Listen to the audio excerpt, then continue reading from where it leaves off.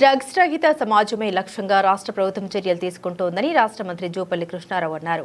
Anti drug awareness కార్యక్రమంలో భాగంగా ఆదిలాబాద్ జిల్లా పోలీస్ శాఖ ఆధ్వర్యంలో ఇందిరా ప్రియదర్శిని స్టేడియంలో 5K రన్ నిర్వహించారు. ఈ కార్యక్రమంలో కలెక్టర్ రాజర్షిషా, ఎస్పీ అఖిల్ మహజన్, ఎమ్మెల్యేలు పాయల్ శంకర్, వెడ్మ బొజ్జు పాల్గొన్నారు. కుటుంబ సభ్యులు మీకన్నటువంటి మీ పుట్టిన గ్రామాలు మిమ్మల్ని చూసి గర్వపడేలాగా ఉండాలి. మనిషి పుట్టినప్పుడు ఏముంటుంది?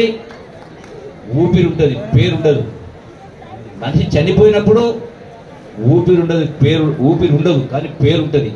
అందుకే దాని జీవితాన్ని సార్థకత చేసుకోవాలని మీ అందరికీ సవినంగా విజ్ఞప్తి చేస్తూ I wish you all the best and better life. Wish you all the success. Thank you and all. Let us say no to drugs. Thank you and all for giving me this opportunity. Thank you very much.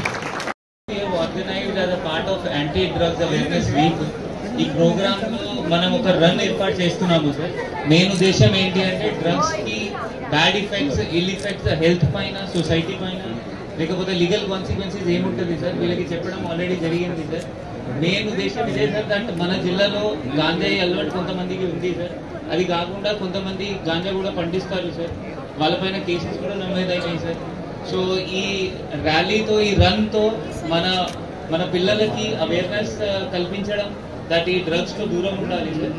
దానికోసం ఈ run పెట్టడం జరిగింది.